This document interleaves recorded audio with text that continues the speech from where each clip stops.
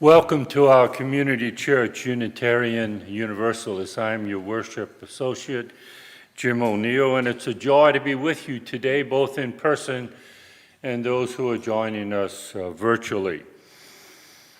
For our visitors, let me introduce Community Church. We are a open-minded and inclusive, progressive religious community. We welcome all who on a spiritual search for truth and meaning. Ours is a faith in action as we do the work of social justice and elevate compassion in our quest to live ethically, recognizing the inherent worth and dignity of every human being. We have several announcements this morning. The first is from the president of our board, Kathy Larimer. Good morning. I'm so excited to announce that we have a new minister, Stacy Mitchell. Stacy Mitchell will be coming to us. She got her Master's of Divinity in 2021, and she comes with a whole range of prior experience with that. She was an environmental advocate organizer for the Sierra Club, a head of finance at Gumba Abbey, which is a Buddhist monastery, financial analyst with Garrison Institute and International Meditation Center, board president of Gertrop Mujeres, which is a member of the United Nations, an executive board member for the International Fellowship of Reconciliation, where she has volunteered for 4 years. So she is very passionate about social justice and also about eco-justice, and very concerned about the climate. So we are thrilled that she is going to be joining us. She will be here part-time in August and start full-time in September. She is currently finishing up a year of chaplaincy in the New Orleans area. So you may know her from her being in the pulpit here. She has been here visiting us, and she will come soon to meet everyone.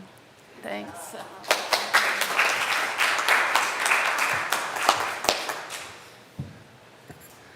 How exciting is that? We also have an announcement from Elizabeth Colleen of the Social Justice Committee.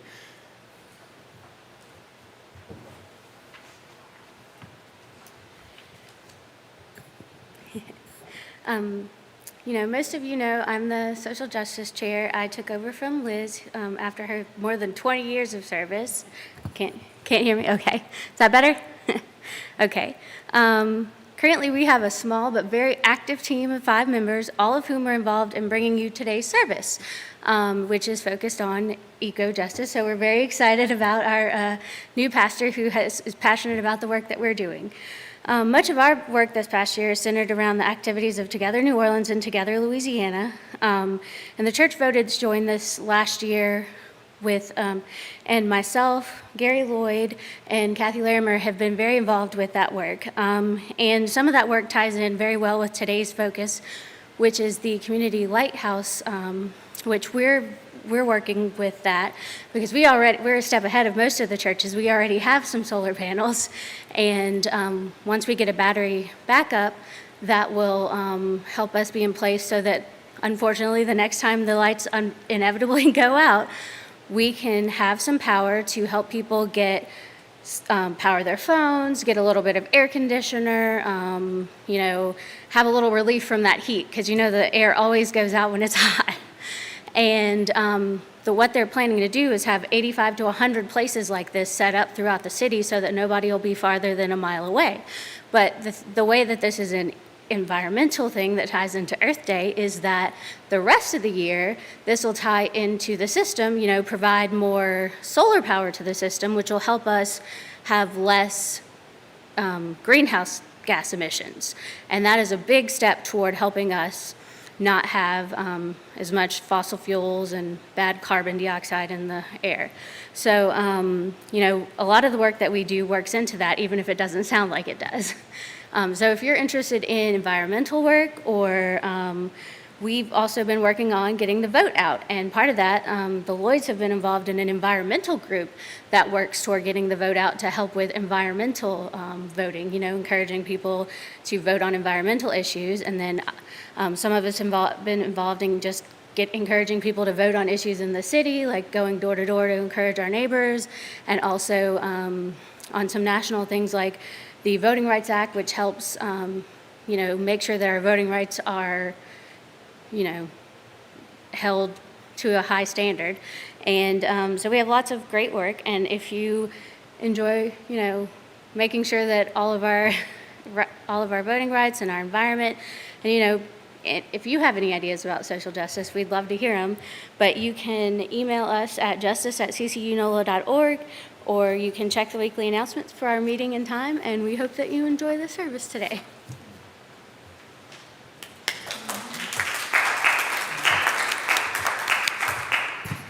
Thank you so much, Elizabeth. In that same theme, we're delighted to welcome to our pulpit today Gary and Deb Lloyd, who are new members to this UU community and also are members of the Social Justice Committee. Both are retired. Gary was an engineer and then a massage therapist. Deb was a social worker, and her last 15 years was working for a hospice.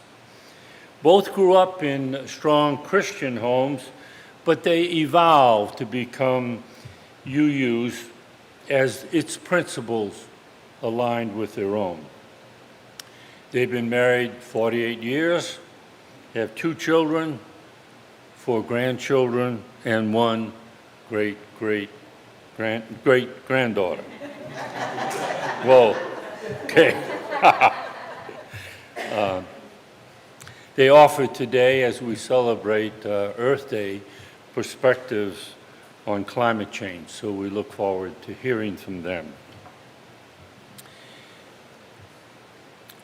As we begin our worship, it is our custom to light a chalice invoking hope and eternal truth to our worship. Please join us in singing "We Light This Flame."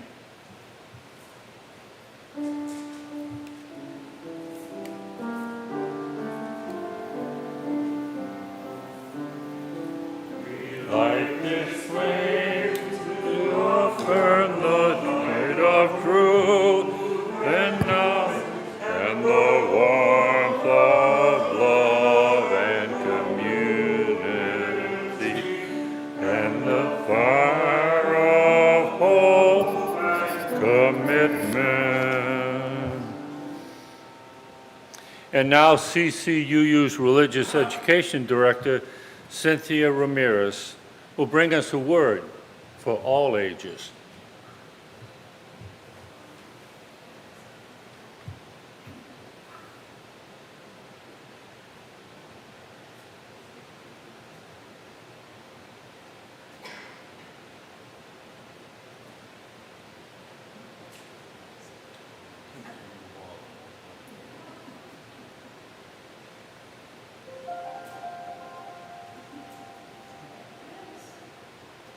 Wangari's Trees of Peace, a true story from Africa. Wangari lives under an umbrella of green trees in the shadow of Mount Kenya in Africa. She watches the birds in the forest where she and her mother go to gather firewood for cooking. And she helps harvest the sweet potatoes, sugar cane, and maize from the rich soil. Wangari shines in school, and when she grows tall, like the trees in the forest, she wins a scholarship to study in America.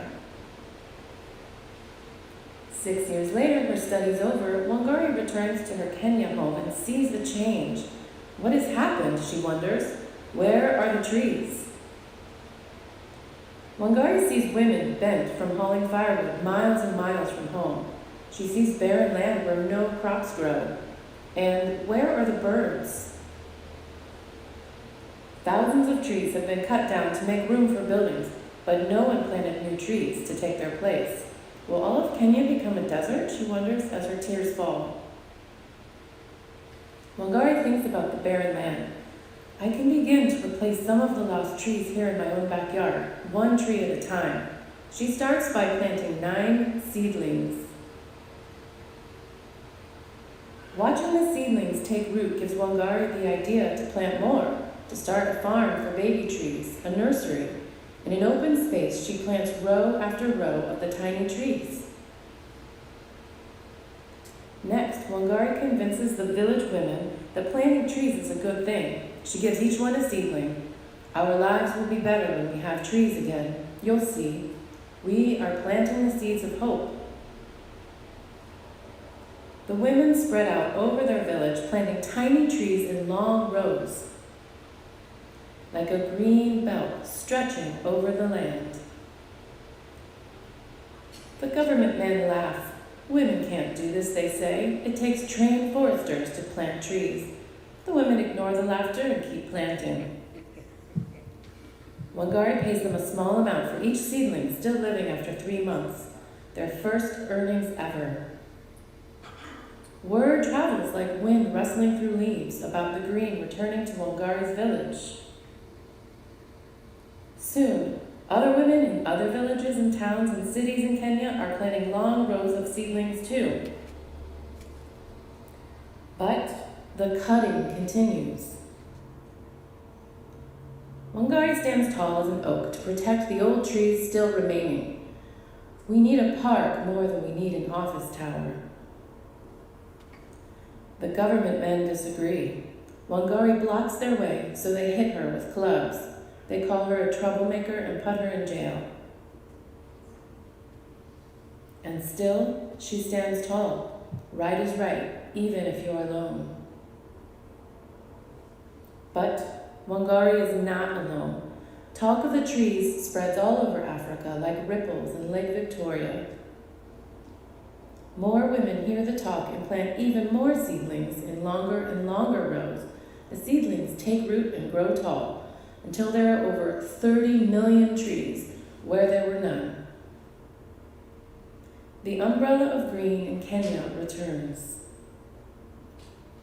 Women walk tall, their backs straight. For now, they can gather firewood closer to home. The land is no longer barren. Sweet potatoes, sugarcane, and maize grow again in the rich red earth. The whole world hears of Wangari's trees and of her army of women who planted them.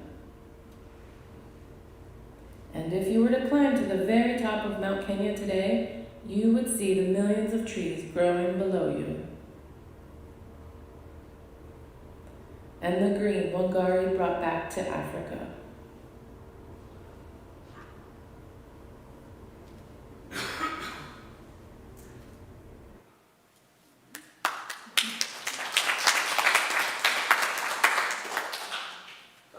Get over to number 137 in your hymnal. We utter our prayer.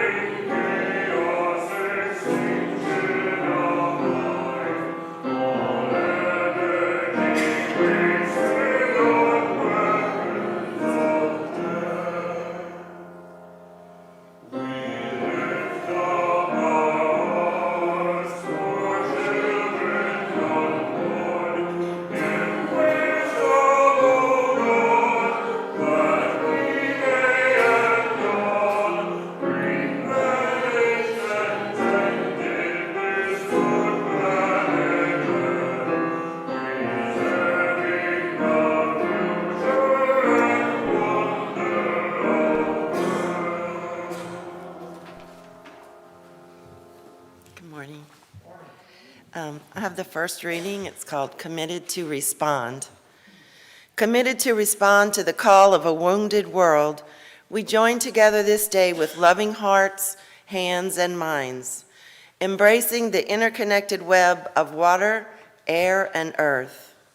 We light a fire of sustaining hope, ever bright with love and justice. May we bring forth this day new wisdom, strength, and courage to create a new world, not of wealth, but well-being, a world of new peace and abundance for all.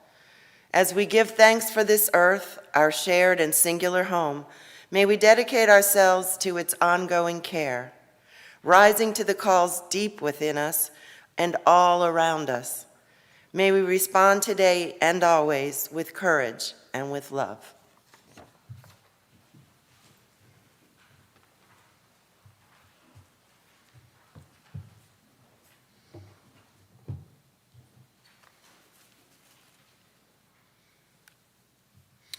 Community Church Unitarian Universalist is a self-sustaining congregation. Members and friends' generosity help us do the sacred work of bringing justice, spirituality, and compassion to our community and beyond. You can give online at ccuunola.org/stewardship or by text at 504-370-2659, text GIVE. You can also send a check to CCUU at 6690 Fleur-de-Lis Drive, New Orleans, Louisiana, 70124. Thank you for supporting Community Church.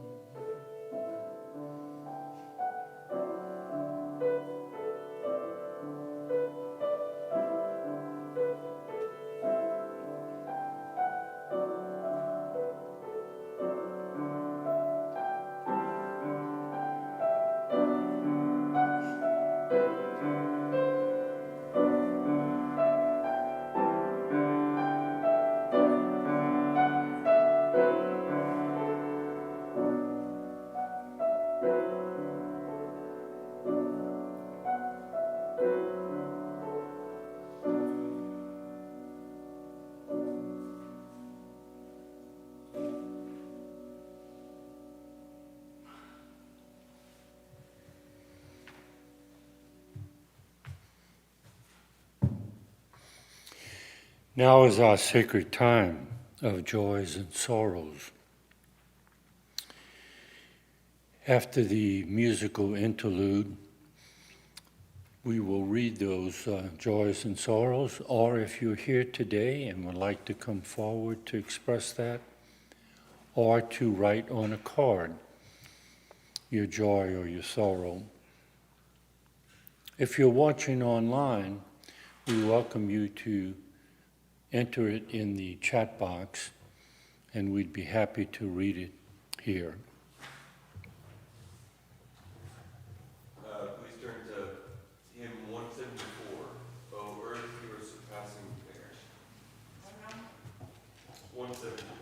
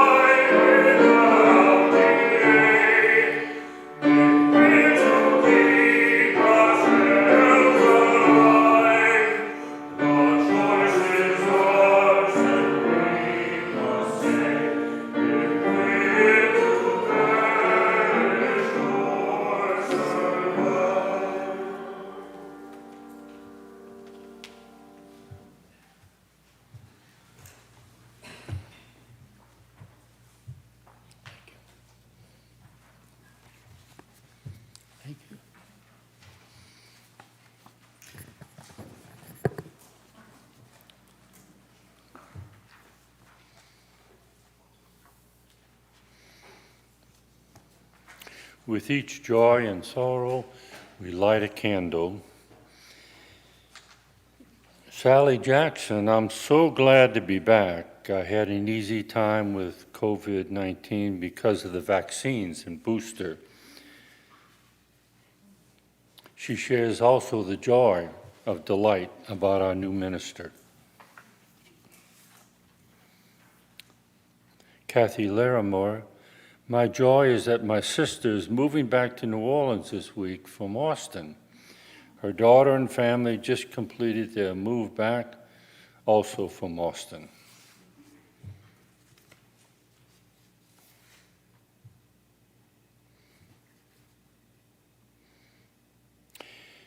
My North Macedonian colleagues and I have finalized a donation of 20,000 books to schools in North Macedonia.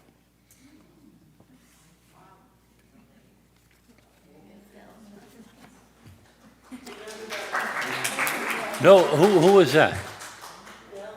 Oh, Bill. Great. From Emma Caverly, a small sorrow for the end of the Pelicans' playoff run, and a joy for their great example of teamwork and persistence this year. Also, Emma shares a joy for my mother, who was recently retired. And I share the joy that Jazz Fest has returned to celebrate our cultural, musical, and food heritage.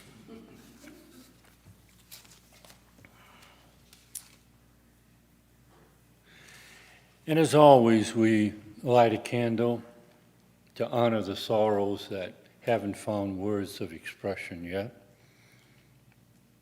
and the joys, too, that are still bubbling up but haven't found words.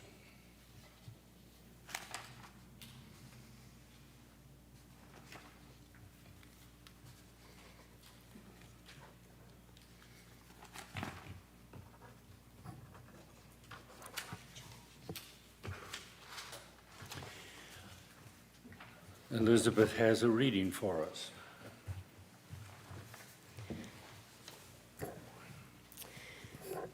This is called Life Hangs a Wire. Sometimes the shore water speaks, wave upon wave, gently opening us. The ocean winds whisper too of things unseen, then rush away. They kiss the dune grass in summer and slide across the thin lips of ice on a tidal pool in winter. Our bifurcated worldview sees such images detached from struggles for peace and social justice. The real world, we say, is not a walk on a beach, but a flood of pain and suffering, not a romantic breeze, but a whirlwind of destruction. Theodore Parker, the fiery 19th century Unitarian abolitionist, was both mystic and activist. He saw unity where we often discern separation. One observer at the time noted it was impossible to disassociate him from the earth, which revealed to him the divine nature of everything. Early in his life, Parker pledged that he would preach only about things he had experienced inwardly. His encounter with the natural world shaped his vision of justice. While serving his first congregation in the ocean community of Barnstable, Massachusetts, he had a transformative seashore experience. He tramped the sand dunes and the shore, the historian Henry Steele Commager writes, and the grandeur of nature seemed to liberate his mind. Parker's liberation from the religious and social orthodoxy of his day was connected with the confidence and identity he experienced in nature. Each day, he thought, life hangs a wire before us, waiting for us to touch it to the liquid center of our being, where crystallization can begin.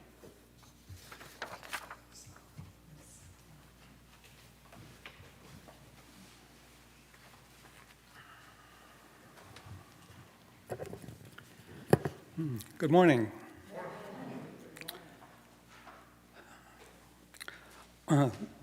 One of the plaques that has hung in our homes for many years is Gandhi's quote, "We must be the change we wish to see in the world. This quote provides great inspiration, especially around climate. I see the shift in climate as the most important issue we are facing. It will require concrete actions from all of us to make the change we wish to see in the world. I think about how much the world's climate has changed in my lifetime. More hurricanes, wildfires, droughts, etc. In retirement, I now have more time to be active about the environment. I have read more about the hows and whys of what has caused climate change, and I'm learning about what is needed to reverse it. My motivation for this is that I want my descendants to have a clean, safe environment. All of us have experienced a journey with environmental awareness. We have witnessed both positive and negative perspectives from other people. Here's a short history of Earth Day and the awareness of climate change. The first Earth Day was Wednesday, April 22nd, 1970. The organizers targeted college students, so a date was selected between spring break and final exams. Also note, it was not on a weekend. There was not a singular focus for that first Earth Day. It was a coming together of diverse groups to celebrate the Earth and create a future worth living. It included those with concerns about air quality, water pollution, population control, and reduction of pesticides. Without realizing it, the indigenous people around the world were the first to recognize the importance of the environment in which they lived. All indigenous people lived in harmony with the natural world for centuries. They used everything with reverence and awareness of where it came from. When killing game, they would say an appreciation for the spirit and the gifts of the animal. The animal would be used for food, but none of the animal was wasted. Sinews were used for thread, the skin for clothing, hooves and bones for tools. We can learn from them. The first U.S. organization that recognized the importance of preserving the environment was the Sierra Club. It was founded by John Muir in 1892 with goals to explore, enjoy, and preserve the mountain regions of the Pacific coast. The club has since expanded its goals to include the entire nation. Another milestone in climate awareness was the publication of Rachel Carson's book, Silent Spring, in 1962. It explained how indiscriminate application of agricultural chemicals, pesticides, and other modern chemicals polluted our streams, damaged bird and animal populations, and caused severe medical problems for humans. The Environmental Protection Agency was established in 1970, an outgrowth of that first Earth Day.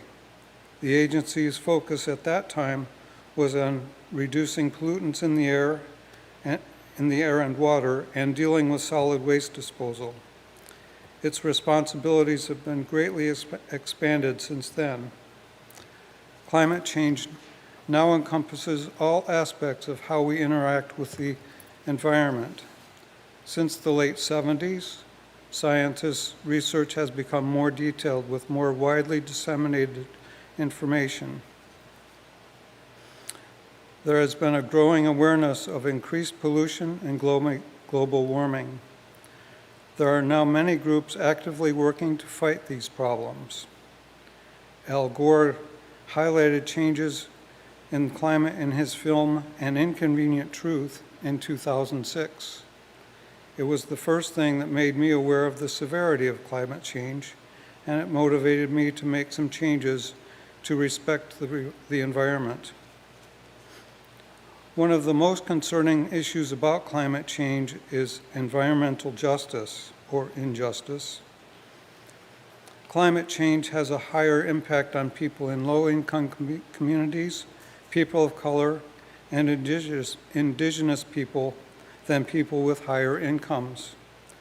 The UU first principle is to uphold the worth and dignity of every person.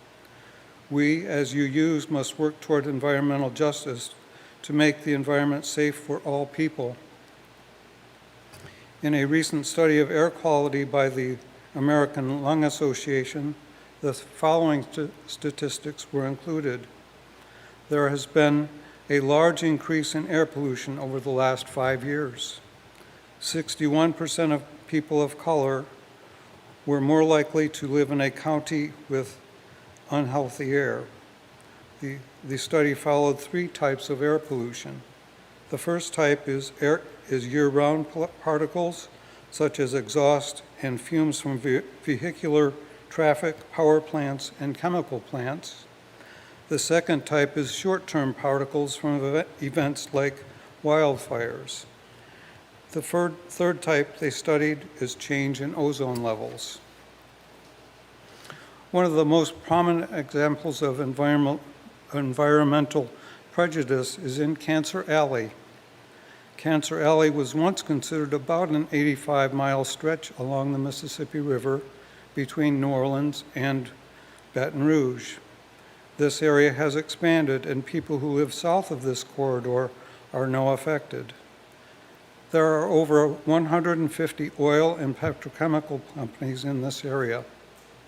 People breathe the polluted air that is exhaled by the factories, and their water quality is poor. When people are subjected to the pollution levels that have existed in this area for several decades, it can affect every system of the body. The incidence of cancer in this area is extremely elevated, as are all types of disease. In addition, there are emotional and psychological effects of living in a polluted environment. It is not a safe place to live. Cancer Alley, notable because of its proximity to us, is one of the most polluted areas in the country. However, people are living in similar conditions in this country and all around the world. People with financial needs with better financial needs will not live in these communities. They have more political power and have influenced where industrial plants are built. By supporting the fossil fuel industries and other corporations who create unsafe conditions, our leaders are not upholding the rights of all to a healthy future. Steps need to be taken to respect the dignity of every person and their right to live in a healthy environment. Power plants and chemical plants are not the only examples of environmental injustice. The building of expressways and highways were often routed through low-income neighborhoods. Often, homes were condemned, forcing families to leave their neighborhoods. Residents who remained then had to suffer the effects of greater air and noise pollution. Another example is deforestation, which often occurs in areas already stricken with poverty. Losing forest, especially in third world countries, can mean loss of income for families living off the land. It can also cause more flooding and loss of tree canopy. When we look carefully at the history, causes, and effects of climate change, we can see that the greatest impact of climate change has been experienced by those who struggle economically. The UU's seventh principle is to have respect for the interdependent web of all existence, of which we are a part. This speaks to a wider circle than the first principle. It includes all creatures. Each animal, insect, bird, or fish has its function in the natural world, and we are part of that too. We must uphold our responsibility to the natural world. We cannot continue to destroy our environment. We need to remember the Iroquoian principle to consider what we do today will impact the people 7 generations from now. Probably for many of us in the room, the 7th generation before us is in the early to mid-1800s. Think how much the world has changed in the last 200 years. There was some industry at that time, but since then it has exploded. Our lifestyle changed, and now we have cars and many modern conveniences, along with landfills full of plastic and a warming planet. We have benefited from many modern discoveries and advances, but the effects on the environment were not fully considered. Looking forward 7 generations will take us to the first part of the 23rd century. Will we take the necessary actions now to reverse damage to the earth that has already occurred? Will we stop further damage from happening? Will our 5th great-grandchildren have a clean and safe world to live in? Our UU principles guide us to respect all people and all of nature. We must be strong and brave enough to take the steps required to preserve the world for our future generations.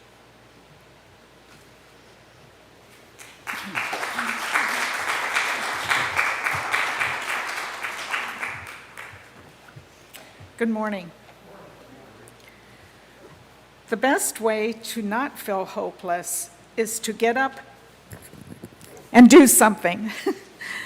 Don't wait for good things to happen to you. If you go out and make some good things happen, you will fill the world with hope. You will fill yourself with hope. This quotation is from our 44th president, Barack Obama. When we think about the climate crisis that the global family is facing, it is easy to feel overwhelmed. Where does one begin? Can I, just one person, really make a difference?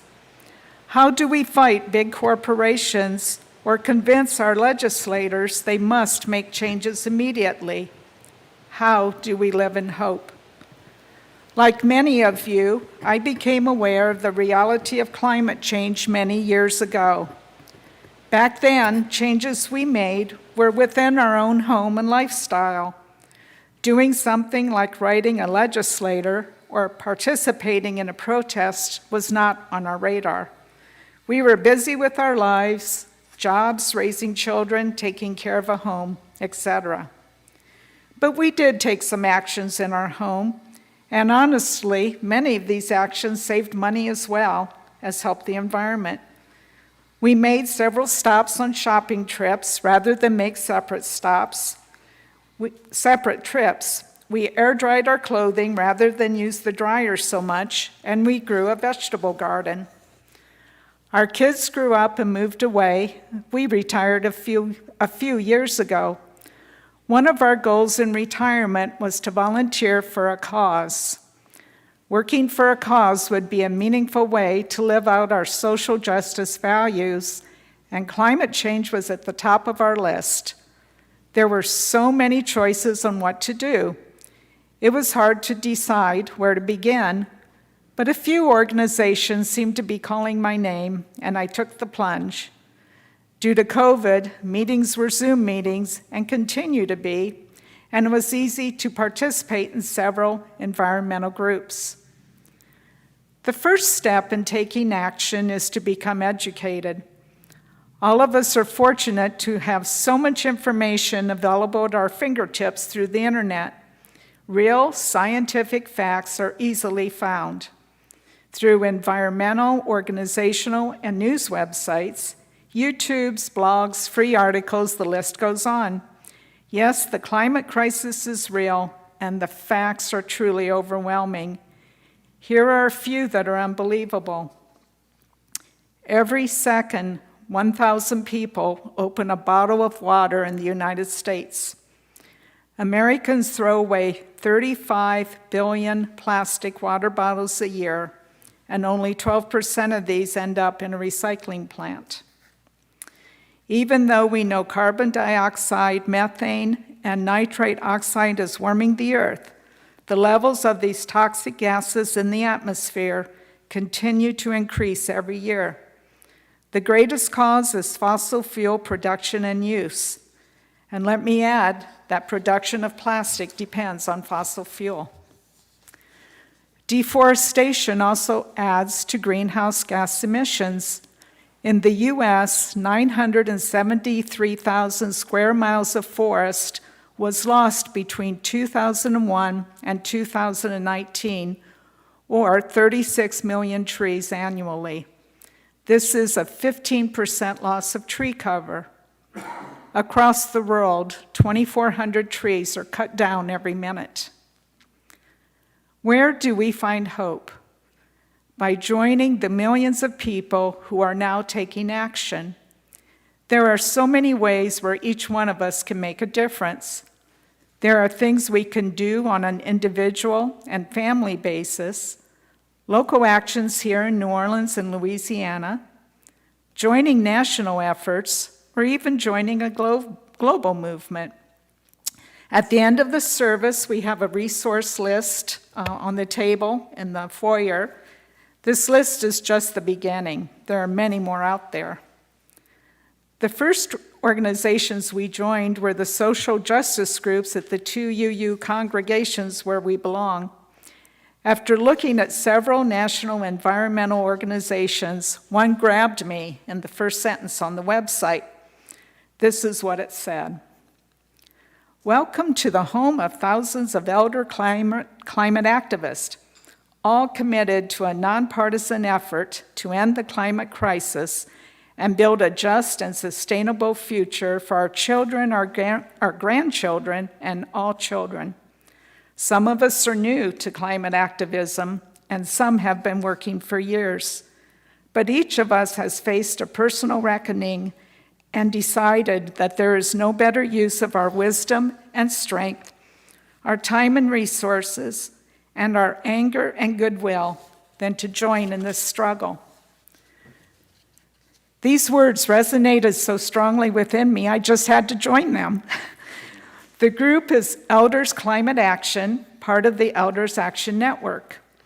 I joined the Northern California group, where our other home is, last August, and I have been attending monthly meetings by Zoom.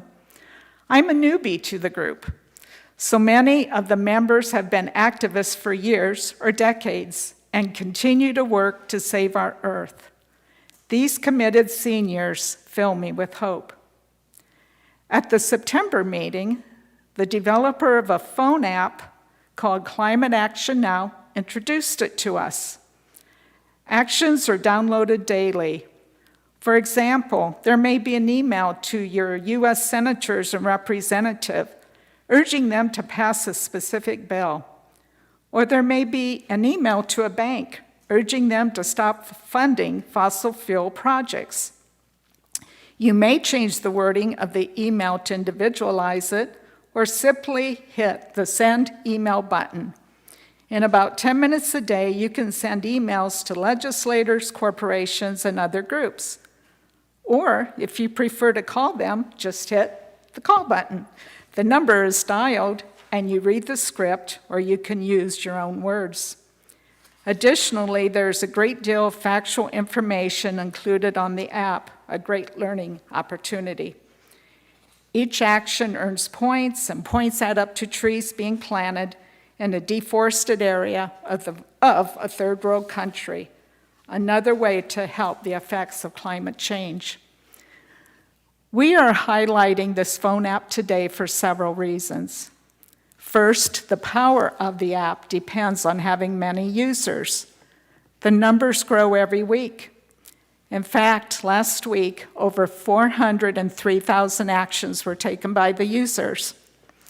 Secondly, our personal experience with it has been positive, as we know we are now giving voice, along with many others, to environmental concerns. So now my main environmental volunteering job is now with the Climate Action Now team as one of the content writers for the app.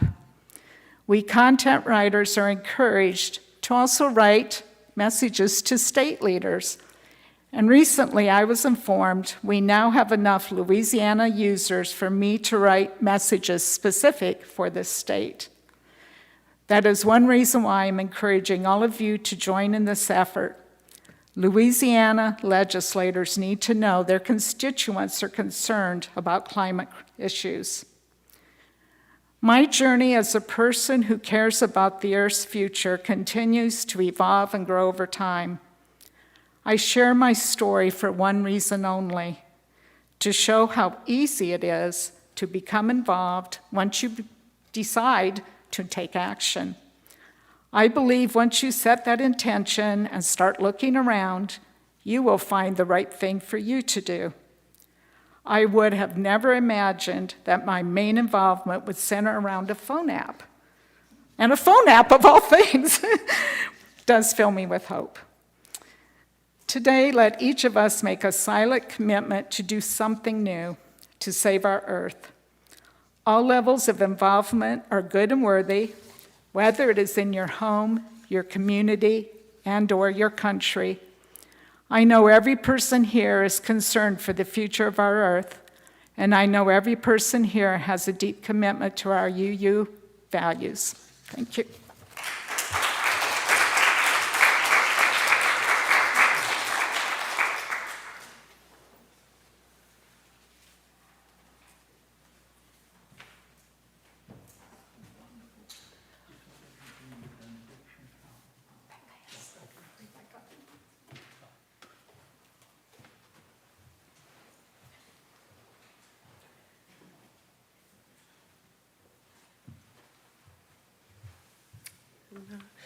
For a benediction, we have some words from Chief Seattle.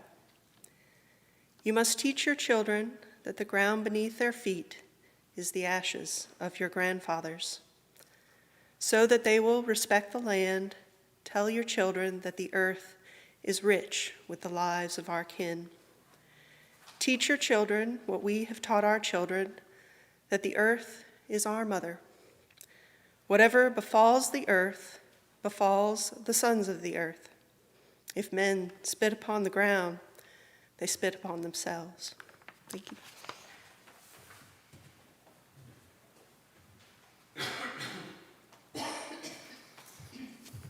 Thank you, Rebecca.